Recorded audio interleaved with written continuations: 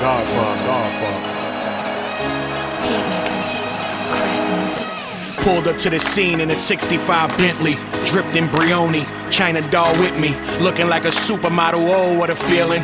25 years old, 25 million. Today's the audition for the Godfather part. My life's already a movie, so when do I start? I walk up in Patsy's, East 119th Street. Fat Tony Salerno gets a kiss on the cheek. I know my way around, not my first time here. Been doing overnight Ziganet loans for 10 years. I say hello to Danny Pagano and Tough Tony. Nicky Domino gives me a nod, they all know me. They ask why I'm there so early, I say the part. They say what part? I say the movie, why not? I don't look like Carlo, they all begin laughing. 3 p.m. ready for the lights, cameras, action. Gianni getting your zone. My name is Gianni Russo, a.k.a. Carlo, the infamous son-in-law from The Godfather. I'm now known as the Hollywood Godfather, and this is my story. Walking with a limp like will I ever run? Once again, or is this it? Am I forever done? Living in the hospital was never fun. Some people were cool, but not everyone. You never Welcome, everybody. It's time for another Hollywood Godfather podcast. And I'm proud to say we are expanding what we do on the show. It's not just going to be mob talk. It's not going to be all your mailbags. It's going to be something that's more important. Current events, things that are affecting us by the hour. And guess what? We have a new current event co-host, a host, Julia. Hello, darling. Hello again. Let's bring Pat in, our co-host all the time, my compadre, my friend, my co-writer. Pat? Hi, everybody. All right. So the headlines were, in fact, how about you read the headlines and how this started, Julia? This was in the New York Post, right? Yeah. Yeah, let me grab that up. And it's getting a lot of play because it's unconstitutional, which we'll explain. Yeah. And major names are involved in it. Richard Dreyfuss was featured in it in the New York Post. And ironically, 3 movies that I happen to be involved in, all 3 were mentioned. The Green Book, as you know, we had Nick Vallelonga on. And I talked to Pat Washburger over the weekend to let him know, because he's been on his yacht in the south of France, that the Coda, because he won the Oscar for Coda, and they also mentioned The Godfather, that we would not be nominated for Best Picture because we don't have a diverse cast. So with that said, would you bring us current with the headlines from the New York Post? Yes. So it was Oscars voters rip into ridiculous new diversity rules for Best Picture. And it's just saying if it was released today, The Godfather would possibly have no chance of winning a Best Picture Oscar. Well, that got my attention right away because I've been basking in that glory for 52 years. Well, fortunately, you got in at the right time because, as Julia says, the new rules, which begin with this year's Oscar show, which will represent the pictures made in 2024 on. And the rule, this is not a law, by the way, this is their rule, which is what makes it very controversial, but we'll get into that later. Okay, you have to have a lead or significant supporting character from, and now we're going to quote, an underrepresented racial or ethnic group, have the main storyline that focuses on an unrepresented group, or at least 30% of the cast comes from 2 or more underrepresented groups, women, ethnic groups, LGBTQ, or the disabled. So there's a lot of ramifications here, but Julia's right in saying that if The Godfather was to be made recently and nominated in 2024, they'd be out of the running. They don't come into the 30% of the cast being female. They aren't involved with any underrepresented group, ethnic minorities, gay, etc. There isn't any way you could squeeze that picture in. And there's a lot of more. There's quite a few more movies that would never be nominated that were. Glenn Ross, the Terminator series. I mean, the list goes on. And Gianni, you have experience with a few of these, not the ones I mentioned, but more. Well, yeah, my concern, and even I had a lengthy conversation with Julia when she found what she found out, really sparked my interest, because how could you have 30% of non-represented people in a union movie? How are you even going to know about the casting? It's normally a year before the movie is made, even. So, I mean, what they're asking is almost impossible to do. Well, you and I discussed this before the show. It's not. The rules are going to have to change. The rules have been in place for 20 years. You can't ask a person when they're applying for a job, and being an actor in a movie, of course, qualifies. But you can't ask anybody applying for any job. This is federal law, not a rule. You can't ask them their age. You can't ask them if they were ever convicted of a crime. And you can't ask them the questions that appear in this soon-to-be rule that the Academy just created. You can't ask them if somebody's gay. You can't do it. So to comply with the rule, the process of applying has to change. Well, the thing is, we know, because Julia being a young thespian and very going on calls all the time, we don't apply. You get a casting call and you apply. Yeah, you don't now, but to comply with this rule is what I'm saying. The only way they're going to know is if the person who applies, and believe me, everybody's going to know about this if they don't know about it now. If you are a member of one of these groups, you have to say so. They can't ask you. Like I said, they can't even ask you your age. So it's going to be one extra step to get to this, to comply with these rules. But you and I, well, before we even get to that, we invited some guests on the show today. Could you address that? That wouldn't appear. Oh yeah, we in fact we asked past guests without mentioning their name, because they didn't even want to come on, because they didn't want to be targeted by these groups and blackballed, because that's what's happening in the industry already. If you don't comply, and Julia don't even know this, or maybe I did mention it to you a while ago. We were going forward with our book, Pat, as you know, as a movie. Sure. And they gave us all these restrictions, what we had to do. And think about this too. This was before they even created the rule. This was this was 2 years ago. 2 years ago. Yeah. 2 years ago. We had a director set, budget set. What exactly did they say? You were involved in these meetings. I wasn't. Yeah, well, they told me what we needed to do, that, they read the material we presented to them with the director, who they love. And they have no say on that. The union don't care about that. All they want to know is that you're doing a union movie, and that's where they come in to protect their members. They have no say in what we do with it. But they did say that we had to cast the minorities plus 30% female, transgenders, and me with my Italian Sicilian temper. I said, wait a minute. We put up the money. This is my story. These people are not in my story. I'm going to change my life story now to comply with what SAG wants. So it isn't even SAG that wants it. It's the Academy that wants it. Well, they're ruled by the Academy. Yeah. Well, but you're probably right. This Academy rule is going to trickle down. SAG will comply.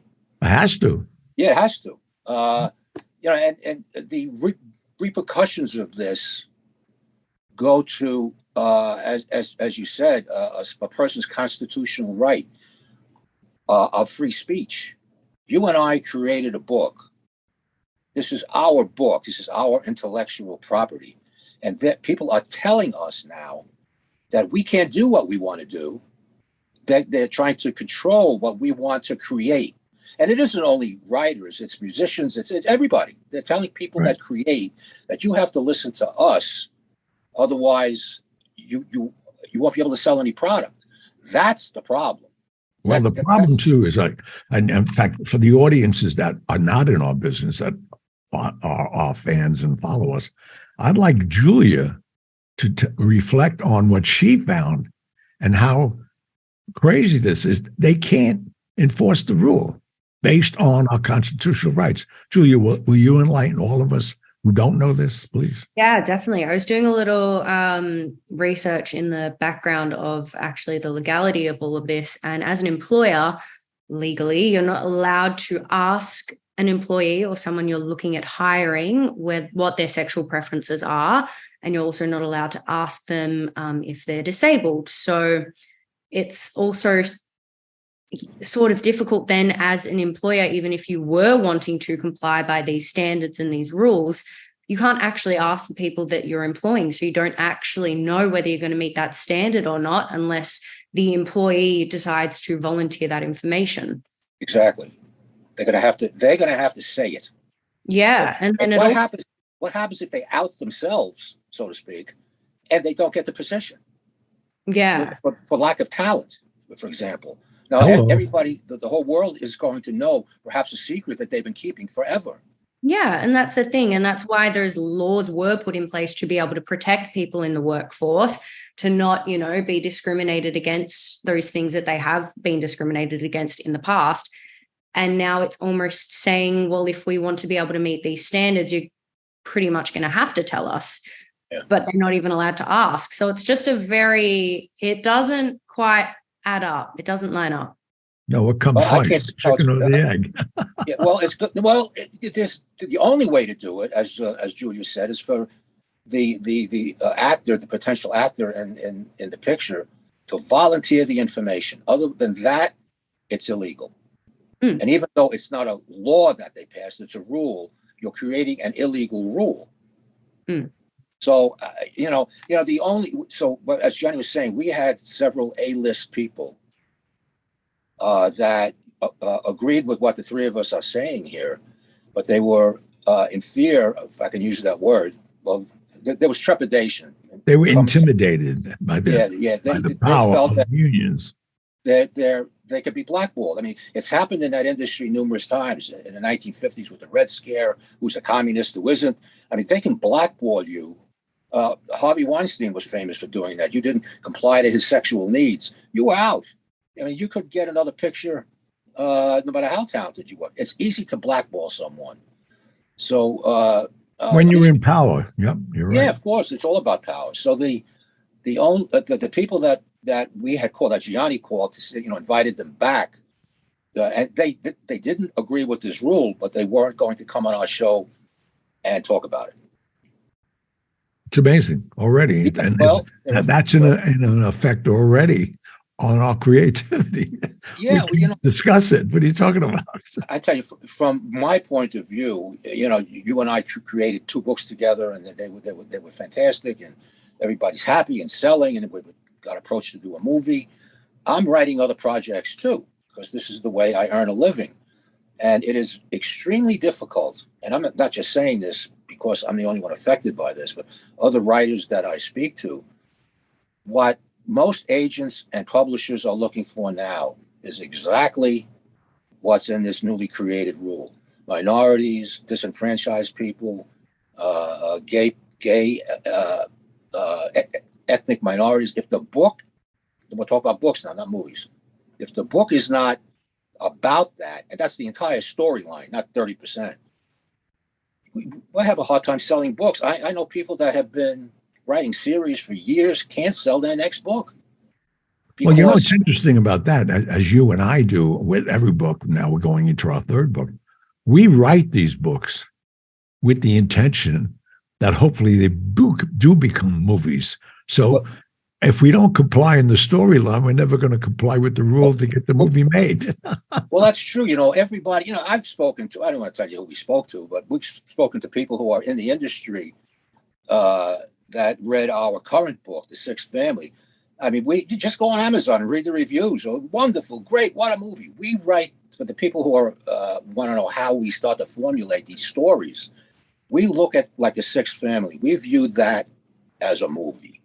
That book is in 3 acts. It's a movie waiting to be made. Can it be made? Well, we have to examine, does it comply with the 30% rule? Is there anybody in that movie that's underrepresented? Is there any ethnic group that's underrepresented? So the answer to all these questions are no. I mean, this is a story based on what we know and what exists in the world today. You're writing about organized crime. To do, let's put it this way, to do your story, Giant, to cover all these bases, we're going to make you a one-eyed transvestite dwarf. Probably. And we cover all the bases and we make the movie. What do you think? But and I want to point out also to our audience is that the three gentlemen that we've had on the show prior are all Oscar winners for Best Pictures. For Best Pictures. They won Oscars for them already. And they're confused. And I can't believe they're threatened by just the rumor of this becoming a law, which is not a rumor, I guess. You have to comply to qualify for 2024. Okay. You look at a picture like 12 Angry Men, which is an Academy Award winner, Lee J. Cobb won for Best Actor. Fantastic movie. It was exactly about that. 12 angry men on a jury. The whole movie took place in the jury room. People arguing back and forth. It was a breakthrough when it first came out in the early 1950s. Now it would have to be 12 angry men and 30%, women, minorities. They're destroying a person who wants to create, to stop thinking about what they want to do to please themselves and their readers. And now they're going to please Hollywood if they want to make a picture that could possibly be nominated for an Academy Award. But we're already seeing this in the publishing industry. It's been like this for a year and a half. I mean, this is exactly what they're looking for. Anybody that wants to prove what I'm saying, go online and look for literary agents. And when you go on a literary agent site, they're going to have profiles of the agents within the agency and what they handle. And you'll see what I'm saying is true. Most of them are looking for what we were just talking about. It gets more difficult as time goes on to publish. I mean, these people that are writing these series, they're just dying on the vine. I'm not saying all of them, but people that are breaking through, like wrote 1 or 2 books in a series, but quite probably can't get that third book published. Yeah. No, I agree with you. So, I mean, it's going to be interesting to see just another obstacle in our wonderful society that we're living in today. They just keep creating road barriers to be successful. So what do you think is going to happen here? Both to the industry and the people who want to break into the industry, the actors, the writers, whatever. What do you think is going to happen? What I'd like to do, I have a good idea because I'm a veteran, but I mentioned that Julia is a young thespian. What are you feeling now? You just graduated. Yeah. And you're going out. You didn't have enough obstacles. What are you feeling now? What are you supposed to say? Yeah.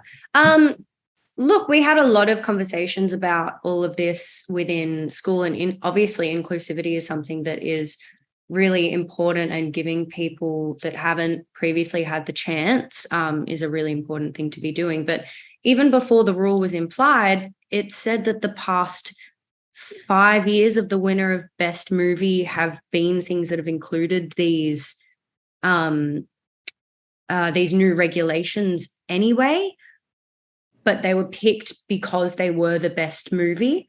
However, you will be cutting out some movies that, whilst the last 5 years have satisfied these rules without them being in place, you're then sort of cutting off something that may be, as one of the examples is further down there, like any war movies that are traditionally historically based, that are mainly an all-male cast or one race cast. If it's you're not going to be able to produce it historically accurate anymore, and it's sort of cutting off people from producing those types of movies. I think the example was like Schindler's List or like Gladiator and stuff, and it's sort of not that, yeah.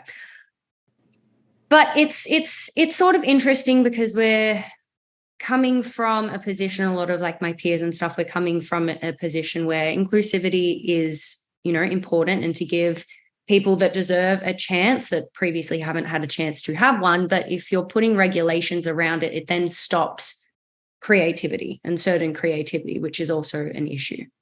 Well, the rule started as ethnic groups only. There wasn't enough African Americans in film. That happened about 4 or 5 years ago.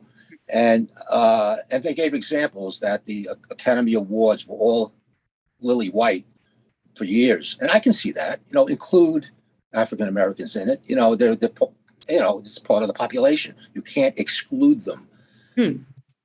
Well, they really weren't being excluded. I mean, we can go back to, Guess Who's Coming to Dinner. There were exceptions to the rule, but it never got overly populated in casting Black people. But I guess, of course, it's the storyline. Yeah.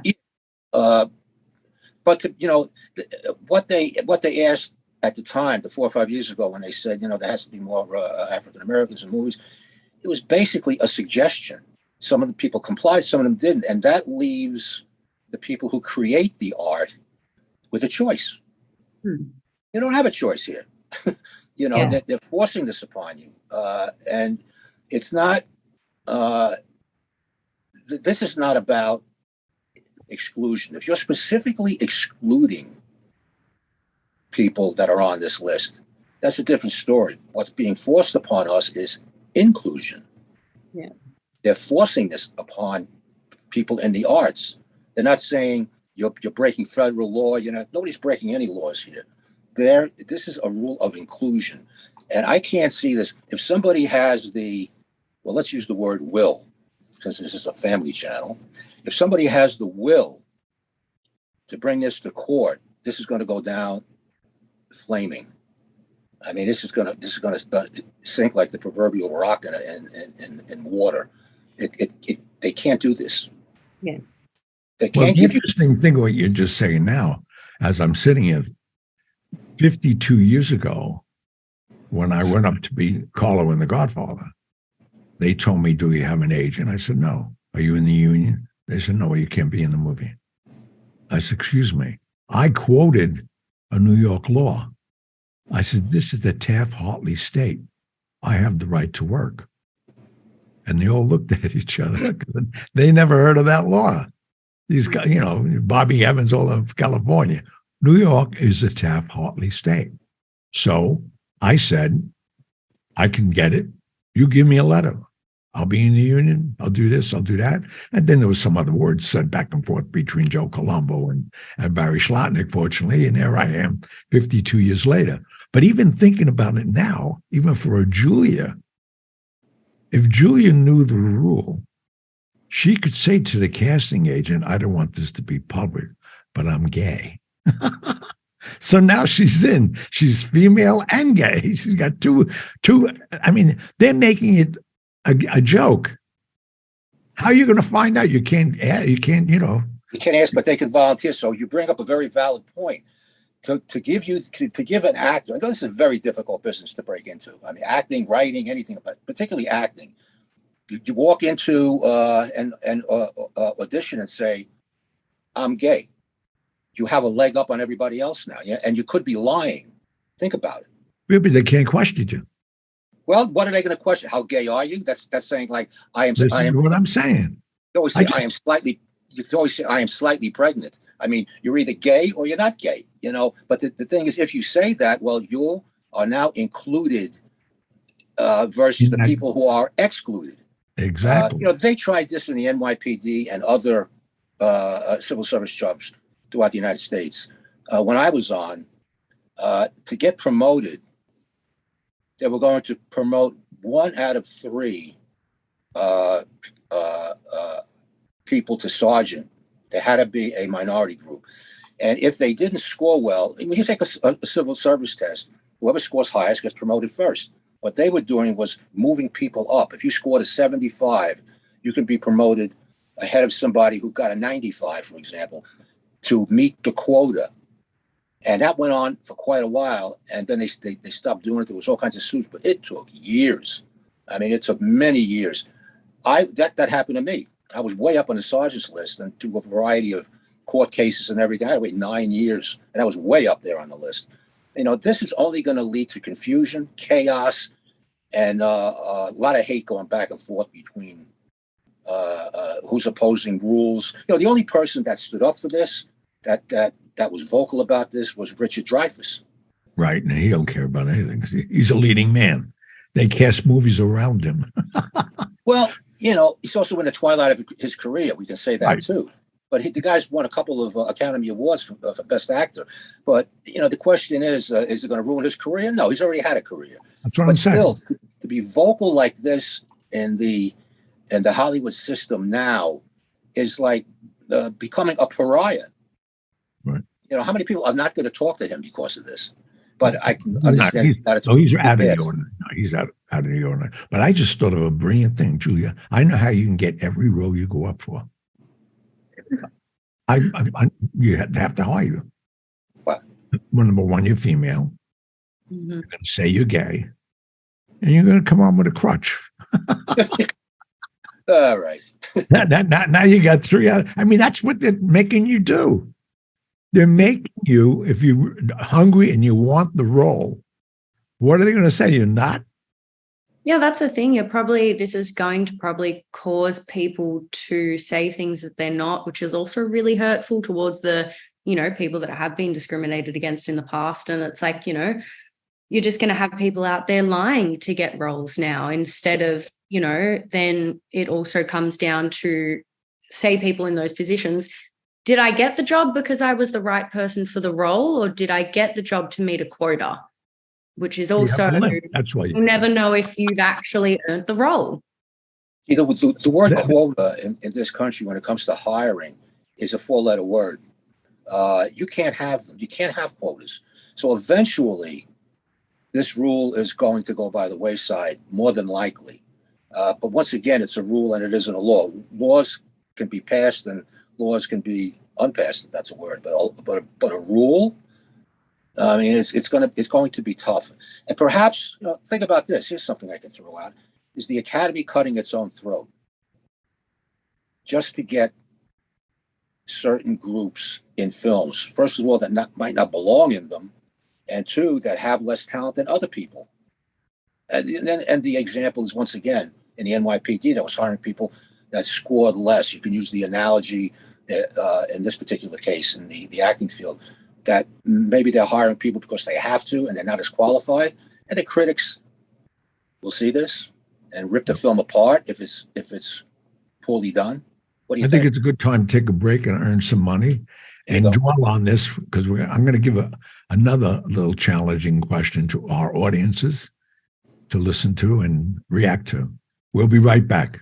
And don't go anywhere. We know where you live. Corleone Vodka on March 9th was picked as the best vodka for martinis in the world by the Robb Report.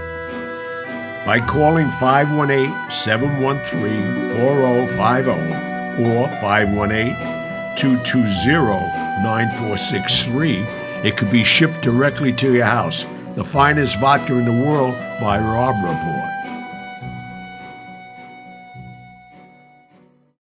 Okay, we're back. And we want to include you and your opinion on this debate. And we're inviting you to drop us a line to our mailbag. And Julia, Pat, and I will listen to what you're saying, and let's find out what your thoughts are, especially if you're in the arts, and especially if you're not successful yet. This is just another obstacle. I think it's another political move. We're already seeing certain states that are so political, they're destroying them socially, financially. And I think, what are they trying to do to our industry and not just give people jobs? It's been tried so many times before in so many different areas. I brought up the police departments, the Army. All you had to say, I went in during the height of the Vietnam War, but anytime during the up until the early 90s, I believe, and particularly when the draft was enforced, when we had a draft, if you went in and said, I'm gay, they wouldn't take you. So this is the opposite. Right. Exactly. Until I forget which president it was, I think it was Bill Clinton who established if you don't say anything, don't say, don't tell, whatever it was. Right. Yeah. They can't ask you anymore. And they stopped asking. And there's, imagine, plenty of gay individuals in the military. Who cares? Just as long as they can do their job. But the point is, this is the opposite of what we're talking about now. And these type of rules never go anywhere. The rules of inclusion can never go anywhere. Well, I'd like to think, as we have Julia on, she studied now for 3 or 4 years her craft. You get a guy like me who's never been in a movie, I get the part of Carlo. So, I mean, it's really creating obstacles now. I think there's ways around it, but the people who really went the right road, studied, have the craft and the talent, they're going to be thrown into a grab bag. It's like, put a number in a hat. That's who's going to get the part, which is unfair. And you have to ask yourself, what are you and I going to do now? I mean, we write these books with the purpose of making a film. That's where the money is. Not that we're going to starve writing books, but the big money is film. Our books cannot be made into movies with this rule. No, I already had conversations with people. There is a law, and I'll share it right now with everybody. As long as the people, the ratios they gave us are in the cast, they could be background. I could have 6 gay waiters. I could have 3 cripples in a Vietnam ward. They're making us more creative in the script. They didn't say to have a star in the movie. Well, that's true, because they have to be incorporated in the story. That's true, because the last part of this rule doesn't say where you have to be. All it says is at least 30% of the cast comes from 2 or more underrepresented groups, and we went into those groups before. It doesn't say that they have to be lead characters. It doesn't have to even say that they're characters. Right. They could be people that sweep up. Well, that's the loophole, because now, and which would make us, because I already looked into it, if this became a law, it gives you and I an opportunity as being creative with writing, and hopefully our books are made into films, which I'll make sure they are, that we're going to hire retired vets who maybe are disabled to be in the atmosphere in a nightclub. And truthfully, you might be right. Even aside from being a disabled vet, are vets an underrepresented group? Right. Are they? I don't know. I don't know who's represented or not. Well, you can always use the argument that vets are underrepresented. The VA healthcare sucks. They don't make enough to buy a decent house. They're moved around constantly. There's a high suicide rate. I mean, that's it's a tough profession to be in. Yeah, I know. I mean, it's a situation where we're trying to be creative. Now we got to get political besides. Well, now that we've outed the loophole, let's see what they do to cover that up. This was a very poorly constructed rule. And we'll just see where it goes. Think of all the film. Go ahead. I'm sorry. No, but I'm watching television more so than ever, just for material and all that. But I've never seen the minority switch on the white man. There's more blacks, browns, Chinese in every commercial you see today. Well, there's nothing wrong with that, because what we're talking. I didn't say there's anything wrong with it. Okay. I'm saying they went from we being too white. Now it's like a jumbo, like we're doing. Everything into the pan. It's crazy. The country is a melting pot, and whoever lives in it has the right to be represented in film or whatever else. But if they force you, that's the thing here. We're being that's forced. what they're forcing you to do. Yep, they are. I'm sure you know that right now. She's out casting. What are you seeing in a casting call, Julia? Well, I'm mainly going for musical theatre at the moment, and I was only allowed to start auditioning in my 4th semester. So I've only probably been to about maybe 6 or 7 different calls. Majority have been dance calls, and unfortunately, they don't just audition everyone together. They usually separate like the female and the men at like different times that they'll be auditioning. So I really only get to see maybe like the people that have come for the female dancers call. And quite frankly, it's a lot of people that you get breakdowns within the show of what it is. So they'll tell you on, like, if you go on Backstage or Actors Access, the specific type of person that they're looking for that show and for that show's representation. And they sometimes will say that it's all, they're looking specifically for one, sort of race, or they're looking for any type of race to fit the role. And you sort of decide on whether you'll go or whether you won't go, dependent on what the breakdown is. Right. And for the people who are not in the business, the breakdowns come out on every show, movie, like she's saying, a play. A breakdown comes down, and that's how the agents know how to submit their talent. But are they getting specific now, saying we need transgenders, we need this, we that, or have they gotten to that yet? I think for most equity calls, they've got a section down the bottom under pretty much every breakdown that just says that they're wanting to pick the best person for the role, and everyone, and they're trying to be inclusive of that, no matter what race, gender, all of that you are. So they're putting a disclaimer in already. Yeah, they've got a little disclaimer down the bottom that pretty much just says they're going to pick the best person for the role, regardless of what. If the script pretty much allows for it, like obviously I'm not going to go for a call for an African American person. That would just be pretty dumb. But majority of makeup on, get creative, put makeup on. Not quite. But yeah, so they usually have a little disclaimer down the bottom that they're open to whoever is the best role. And that's what I've seen in musical theatre. At least I haven't really gone for any acting gigs or anything like that, but at least in the musical theatre world, there's always a disclaimer down the bottom that they're open for inclusivity, which is, yeah. So the actor should fit the role. And what they're telling us in this rule is that's not necessarily the case. We have to, once again, include people to fit this rule.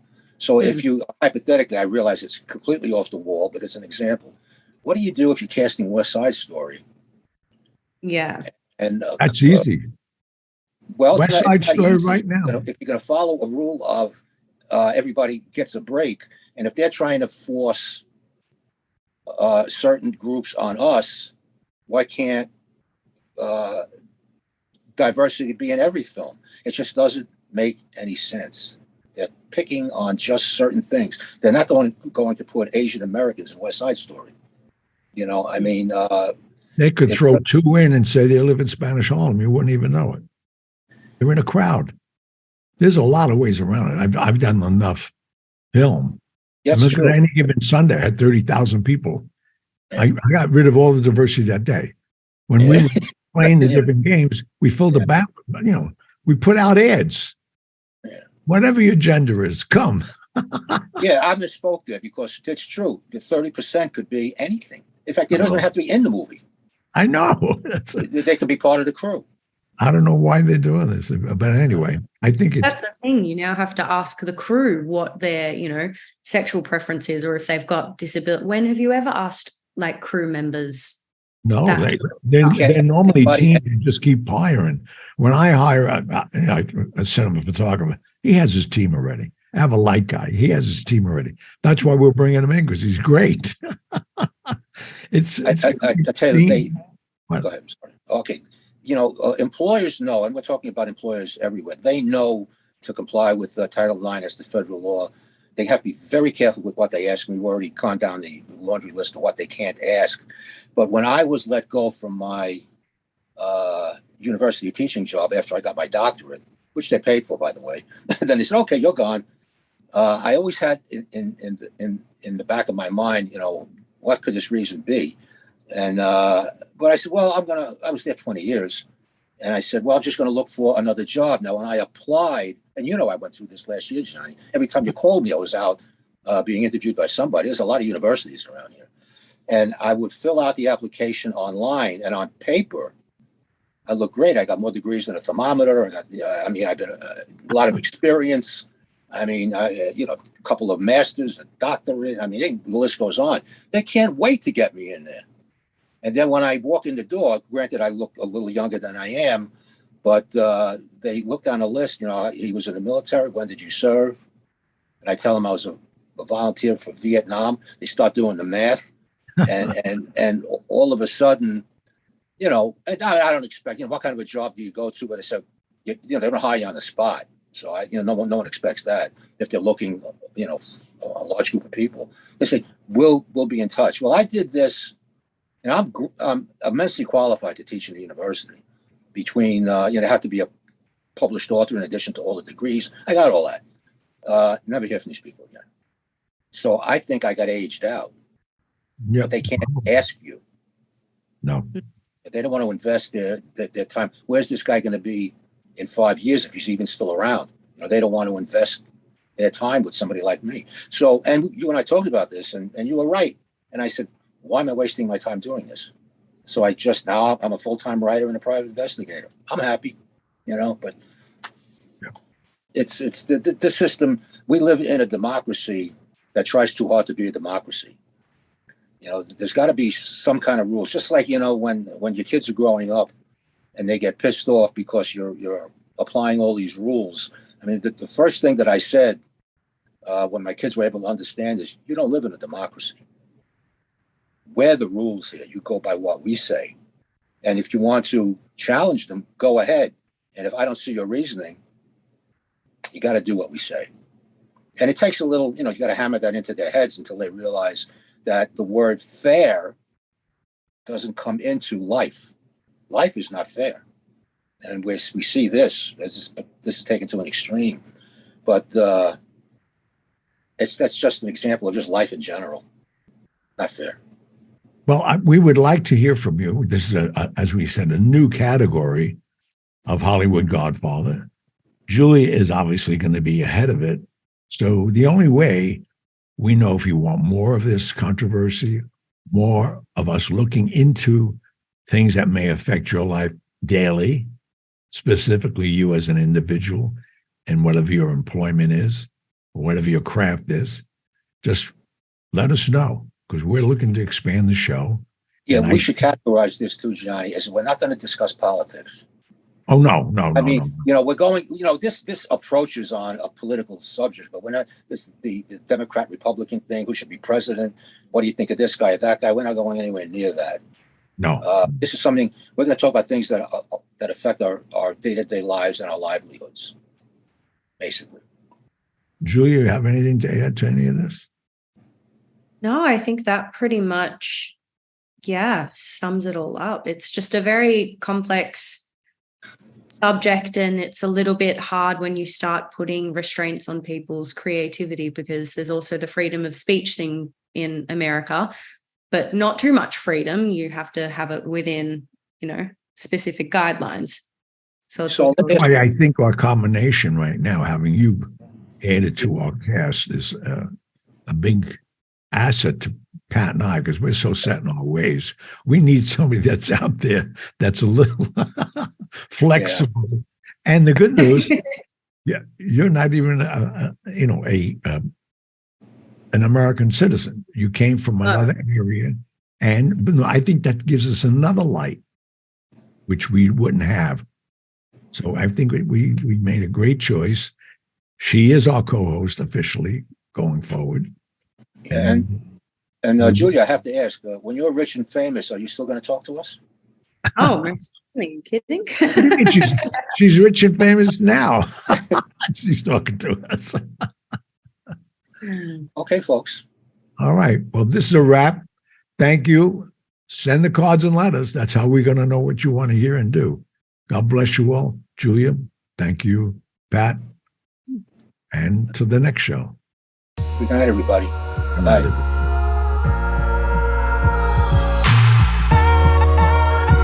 And that was that. But I'll be back. Thank you for tuning in to the Hollywood Godfather podcast. You can contact Gianni Russo or Patrick Picciarelli with your questions and comments through the contact section of our website, HollywoodGodfatherPodcast.com, which is where you can also subscribe to our weekly newsletter. You can also call and leave us a message at 646-776-3038. Remember to follow us on Instagram at Hollywood Godfather and on Facebook, as well as leave us a review on Apple Podcasts.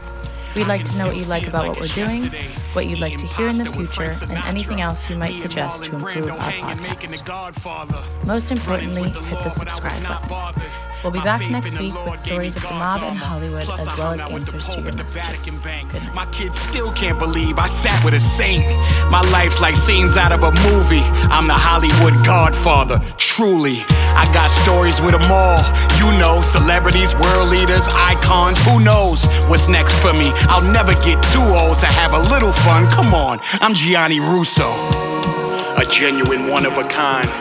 What a ride it's been, this life of mine. And I ain't done yet. I'll be back. Until next time. And that was that.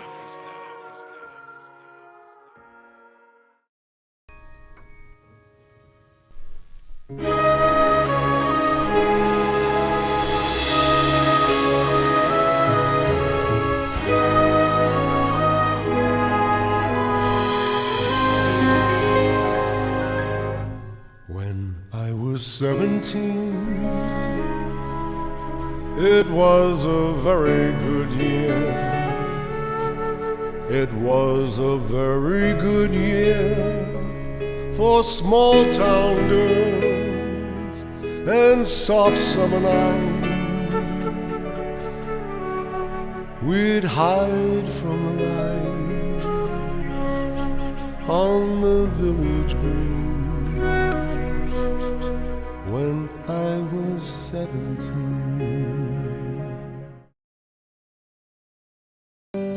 I didn't mind